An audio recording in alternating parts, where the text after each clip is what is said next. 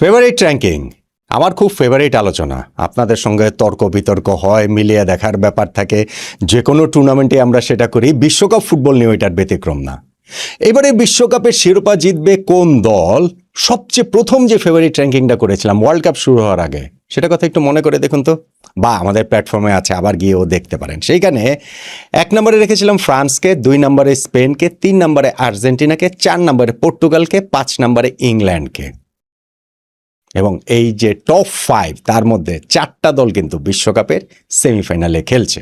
কেবলমাত্র পর্তুগাল সেমিফাইনালে অংশ নিচ্ছে না, বা পারছে না, নিচ্ছে না মানে পারছে না আর কি, বাদ হয়ে গেছে রাউন্ড অফ 16-এ। সো টপ 5-এর মধ্যে 4টা আমাদের ফেভারিট র্যাঙ্কিংয়ের এই সেমিফাইনাল খেলছে। একটু তো ভালো লাগে। আবার ধরেন একদম সর্বশেষ যে র্যাঙ্কিংটার কথা ভাবেন, যে এই কোয়ার্টার ফাইনাল শুরু হওয়ার আগে কোয়ার্টার ফাইনালে যে 8টা দল রয়েছে, সেই 8টা দলের যে ফেভারিট র্যাঙ্কিং ছিল এবং 4টা ম্যাচের যে প্রেডিকশন ছিল, এক্স্যাক্টলি যা বলেছিলাম তাই হয়েছে। সেই ফ্রান্স, স্পেন, আর্জেন্টিনা, ইংল্যান্ড, এই 4টা দলই জয়ী হয়েছে। এখন সেমিফাইনালে এই 4টা দল মুখোমুখি হচ্ছে পরস্পর। এখন সেমিফাইনালের আগে যদি আরেকটা ফেভারিট র্যাঙ্কিং করি, বলতে পারেন লাস্ট ফেভারিট র্যাঙ্কিং, মানে এই অর্থে 4টা দল, আর ফাইনালের আর ফেভারিট র্যাঙ্কিং কি, 2টার মধ্যে একটা শিরোপা জিতবে। তো এই লাস্ট ফেভারিট র্যাঙ্কিংটা আসলে কিরকম হবে, আমার সঙ্গে আপনি আবারও একটু মিলিয়ে নিতে পারেন। দেখুন, এই যে ফেভারিট র্যাঙ্কিং যে বিরাট মিলে গেছে, অনেক কিছু হয়ে গেছে, এই আমার সাফল্যের কাঁদুনি গাথা গাইতে আসিনি। এটা ফেভারিট র্যাঙ্কিং একটা মজা, এটা তো আর মিলবে না, সবসময় মিলে না, সব কিছু মিলে না, অনেক সময় অনেক কিছুই মিলে না। কিন্তু তারপরেও যদি আমি বিশ্বকাপ শুরু হওয়ার আগের একটা র্যাঙ্কিংয়ের হিসাবটা দিলাম, ধরেন রাউন্ড অফ 32-তে যে 16টা ম্যাচ হয়েছে সেইটার একটা প্রেডিকশন করেছিলাম, 16 ম্যাচের মধ্যে 13টা রেজাল্ট মিলেছে। কোয়ার্টার ফাইনালে 8 ম্যাচের মধ্যে 5টা রেজাল্ট মিলেছে রাউন্ড অফ 16-এর। কোয়ার্টার ফাইনালের 4 ম্যাচের মধ্যে 4টা রেজাল্ট মিলেছে। তার মানে নকআউট পর্বে 16 যোগ 8 যোগ 4, এই যে টোটাল 28টা ম্যাচ হয়েছে, তার মধ্যে 28 ম্যাচে যে প্রেডিকশন করেছি তার মধ্যে 22টার মিলেছে। অলমোস্ট 80% সাকসেস, নট ব্যাড, কি বলেন? এখন ফেভারিট র্যাঙ্কিং যদি করি, তাহলে এই যে 4টা দল রয়েছে, 1992 সালে ফিফা র্যাঙ্কিং চালু হয়েছে, তারপরে প্রথমবারের মতো কিন্তু ফিফা র্যাঙ্কিংয়ের টপ 4টা দল বিশ্বকাপের সেমিফাইনাল খেলছে। এবং সেই 1990 বিশ্বকাপের পর প্রথমবারের মতো 4টা দল সেমিফাইনাল খেলছে যারা এর আগে বিশ্বকাপ শিরোপা জিতেছে। এটাও আমি অনেকবার বলে এসেছি যে এই বিশ্বকাপে অনেকেই অনেক চমক দেখাবে, অনেক কিছুই হতে পারে, সারপ্রাইজ প্যাকেজ থাকতে পারে, কিন্তু শেষ পর্যন্ত গিয়ে শিরোপা জিতবে সেই দলগুলোই যেই দলগুলো এর মধ্যে শিরোপা জিতেছে। 8টা দল শিরোপা জিতেছে, তো তার মধ্যে ইটালি ওয়ার্ল্ড কাপে কোয়ালিফাই করতে পারেনি, ফলে বাকি সেই 7টা দলের মধ্যে থেকে এই কেউ আসলে শিরোপা জিতবে। চান্স ছিল আউটসাইড যে পর্তুগালের, সেই পর্তুগাল বিশ্বকাপের শুরু থেকেই তাদের যে অবস্থা, তাতে বোঝা গেছে যে হবে না, এই পর্তুগালকে দিয়ে আর হবে না। এবং শেষ পর্যন্ত তারা গ্রুপ রানার্স আপ হয়ে ওই স্পেনের সঙ্গে রাউন্ড অফ 16-এ মুখোমুখি হয়ে বিদায় টিদায় নিয়ে বাড়ি চলে গিয়েছে ক্রিশ্চিয়ানো রোনালদোর দল। টিকে আছে যে 4টি দল, সেই আর্জেন্টিনা, ইংল্যান্ড, স্পেন, ফ্রান্স, তাদের মধ্যে বিশ্বকাপটা জিতবে কারা। এবং আমার এই ফেভারিট র্যাঙ্কিংয়ের একটা জায়গা নিয়ে অন্তত অনেকেরই দ্বিমত কিংবা সংশয়ের একটা জায়গা থাকতে পারে, আমি সেই জিনিসটাও আসলে ক্লিয়ার করব। ক্লিয়ার করার পর আর সংশয়ের জায়গা থাকার কোনো কারণ নেই। যাই হোক, শুরু করি আমার এই শেষ ওয়ার্ল্ড কাপ ফুটবলের ফেভারিট র্যাঙ্কিং। 4 নম্বরে ইংল্যান্ড, 4 দলের মধ্যে 4 নম্বরে। এখন এটা বলাটা আসলে বাহুল্য যে না, ইংল্যান্ডও শিরোপা জিততে পারে। ভাই, 4টা দলে যে কেউ শিরোপা জিততে পারে, জাস্ট 2টা ম্যাচ জিততে হবে। এবং 4টা দল ওয়ার্ল্ড কাপের আগে শিরোপা জিতেছে এবং 4টাই ফুটবলের পরাশক্তি, ফলে ওইগুলো বলা বাহুল্য। ওগুলো বলা হচ্ছে একেবারেই বাতুলতা যে না, এরা জিততে পারে, এরাই হবে, সেটা জিততে পারে। জিততে পারার পরও র্যাঙ্কিংয়ে তাহলে 4 নম্বরে রেখেছে কেন? আমার কাছে মনে হয়েছে ইংল্যান্ড এখন পর্যন্ত যে ফুটবলটা খেলেছে, সেই ফুটবলটাতে তারা নকআউট পর্বে 3টা ম্যাচেও তাদের উতরাতে কঠিন হয়েছে। কঙ্গোর বিপক্ষেও তারা পিছিয়ে পড়ে জিতেছে, মেক্সিকোর বিপক্ষে একটা লাল কার্ডে পরিণত হওয়া একটা দলও তারা যেভাবে জিতে নিয়েছে সেটা অবশ্যই কৃতিত্বের দাবিদার। এবং নরওয়ের বিপক্ষেও এক্সট্রা টাইমের গিয়ে তাদেরকে কোয়ার্টার ফাইনাল জিতেছে। এখন ইংল্যান্ডকে খেলতে হবে আর্জেন্টিনার বিপক্ষে। ইংল্যান্ড ভার্সেস আর্জেন্টিনা, এইটা কিন্তু ইংল্যান্ডের জন্য একটা বিগ টেস্ট, আর্জেন্টিনার জন্য বিগ টেস্ট অবভিয়াসলি। কিন্তু এই হ্যারি কেইন, জুড বেলিংহামদের এই দল 66 বিশ্বকাপের পর আবার শিরোপা ফেরাতে পারাটা তাদের পক্ষে সম্ভব, খুবই সম্ভব। স্পেশালি যখন মাথায় রাখবেন যে বিশ্ব চ্যাম্পিয়ন আর্জেন্টিনা বিটেবল, তারা আসলে জিতেছে, তারা এই নকআউট পর্বের ম্যাচগুলো খুবই রুদ্ধশ্বাস রোমাঞ্চে জিতেছে, কিন্তু বিটেবল। কিন্তু ওয়ার্ল্ড কাপের এই সেমিফাইনাল শুরু হওয়ার আগে আমি ইংল্যান্ডকে জাস্ট খালি আর্জেন্টিনার চেয়ে একটুখানি আসলে পিছিয়ে রাখবো। ইংল্যান্ডকে আমি 4 নম্বরে রাখছি। 3 নম্বরে আর্জেন্টিনা। 4 নম্বরে ইংল্যান্ড, 3 নম্বরে আর্জেন্টিনা। কেন? ধরেন ইংল্যান্ড ভার্সেস আর্জেন্টিনা তো সেমিফাইনালে পরস্পরের মুখোমুখি হবে, ফলে এই দুইটা দলের একটা দল তো অবশ্যই ফাইনাল খেলবে। এইটাই হচ্ছে গিয়ে কনফিউশনের জায়গাটা। আবার তাহলে 1-2-তে ফ্রান্স আর স্পেন আছে, মানে ওই দুইটা দলই তো বাকি, তারাই তো 1-2-তে থাকবে। তাহলে আমি ওই দুইটা দলকে 1-2-তে কেন রেখেছি? ওই দুইটা দলের একটা দল যেহেতু সেমিফাইনালেই বাদ পড়ে যাবে, এবং আর্জেন্টিনা ইংল্যান্ডকে কেন আমি 3-4-এ রাখলাম? দুইটা দলের একটা দল যেহেতু হচ্ছে গিয়ে ফাইনালে যাবেই যাবে। এখানে আমার ব্যাখ্যাটা হচ্ছে গিয়ে, আমি আগের ভিডিওতেও বলেছি, এটা নিয়ে কনফিউশনের জায়গা আছে, অনেকে অনেক মানে কনফিউজ থাকেন।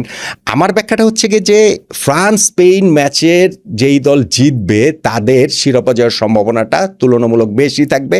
ওইখানে কোন দল জিতবে কোন দল হারবে সেটা তো আমরা আগে থেকে জানি না, কিন্তু এখানে আমারও একটা হিসাব আছে। সেই হিসাব অনুযায়ী যেই দলের জেতার চান্স বেশি তাদেরকে 1 নম্বরে রেখেছি, যেই দলের জেতার চান্স একটু কম ওই টাইটাতে তাদেরকে আমি 2 নম্বরে রেখেছি।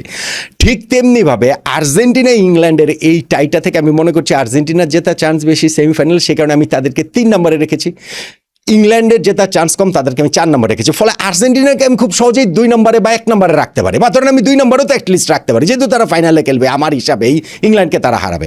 কিন্তু আমি রাখছি না, কারণ আমার মনে হচ্ছে ফ্রান্স স্পেন ম্যাচের ওই সাইড থেকে যেই দলটা বিজয়ী হবে তাদেরই শিরোপা জয়ের চান্সটা আসলে বেশি। সেই কারণে আমার র্যাঙ্কিংয়ের হিসাবটা এইরকম। যাই হোক, আর্জেন্টিনাকে 3 নম্বরে রেখেছি। দিন এগেইন শিরোপা তো তারা জিততেই পারে, লিওনেল মেসির দল, লিওনেল স্ক্যালেনির দল। তবে আমার কাছে যেটা মনে হয় যে নকআউট পর্বে 3টা ম্যাচ আর্জেন্টিনাকে যেভাবে জিততে হয়েছে, সেইখান থেকে শারীরিকভাবে মানসিকভাবে এই দলটার অনেকখানি সেটা শুষে নিয়েছে। হ্যাঁ, এটা অনুপ্রেরণাদায়ীও বটে যে না ঠিক আছে, আমরা হারার আগে হারি না, এইভাবে আসলে জিতে আসতে পারি, মরার আগে মরি না।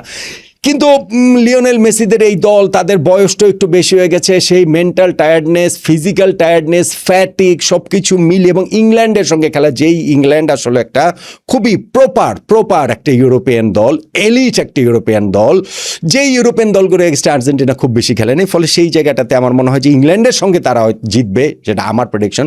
কিন্তু ফাইনালে গিয়ে হয়তোবা তাদের জন্য আরেকটু টাফ হতে পারে, এই জন্য আর্জেন্টিনাকে আমি 3 নম্বরে রাখছি।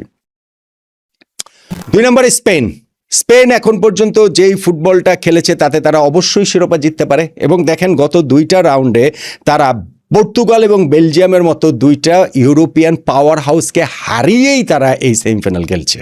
ফলে এই স্পেনের পক্ষে শিরোপা জেতার সম্ভব, এবং স্পেশালি যখন আপনি মাথায় রাখবেন যে লামিন ইয়ামাল এখনও তার ইনজুরি কাটিয়ে সহজাত বিধ্বংসী শ্রেষ্ঠত্বে ফেরেননি। ফলে ফাইনালের জন্য যদি সেটা জমিয়ে রাখেন, ইউ নেভার নো, যে কোনো কিছু হতে পারে। নিকো উইলিয়ামসকে তো এখন আমরা সেভাবে দেখতেই পাচ্ছি না, ফাইনালে যদি আমরা দেখতে পাই, তো এই দুইজন যদি প্রবলভাবে অ্যাক্টিভ হয়ে ওঠেন তাহলে স্পেনের পক্ষে শিরোপা জয়টা সম্ভব, খুবই সম্ভব। এবং ফ্রান্সের সঙ্গে যে তারা খেলছে সেমিফাইনালে, সেই ফ্রান্সের এগেনস্টে সর্বশেষ 2টা ম্যাচেই তারা জিতেছে।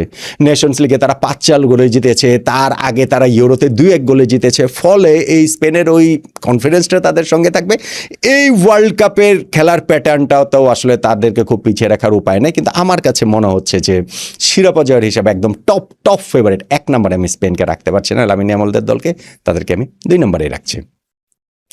এবং 1 নম্বরে ফ্রান্স, সবসময়ের মতোই ফ্রান্স, চিরকালের মতোই ফ্রান্স। যতগুলো আমি এখন পর্যন্ত ভিডিও করেছি সবগুলোতেই যেমন ফ্রান্সকে 1 নম্বরে রেখেছি, এইখানটাতেও ফ্রান্সকেই আমি 1 নম্বরে রাখছি।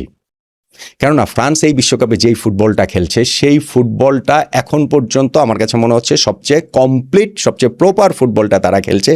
এবং দেখেন যে সেটা শুধুমাত্র যে চোখ ধাঁধানো মন ভোলানো ফুটবল তা না, ভীষণ কার্যকরী ফুটবলও বটে। যেমন আপনি নকআউট পর্বে 3টা ম্যাচে সুইডেনের বিপক্ষে তারা ওই রকম বিউটিফুল ফুটবল খেলেছে, 3-0-তে জিতেছে, যেটা ইজিলি 6-0 হতে পারতো বা তার চেয়ে বেশিও হতে পারতো। আবার রাউন্ড অফ 16 গিয়ে প্যারাগুয়ের বিপক্ষে যখন তাদের খুবই ফিজিক্যাল একটা গেম প্রতিপক্ষ খেলেছে, ফ্রান্সও তাদের ওই আগলি সাইডটা বের করে এনেছে এবং তারা ঠিকই 1-0 গোলে ম্যাচ জিতে বেরিয়ে গেছে।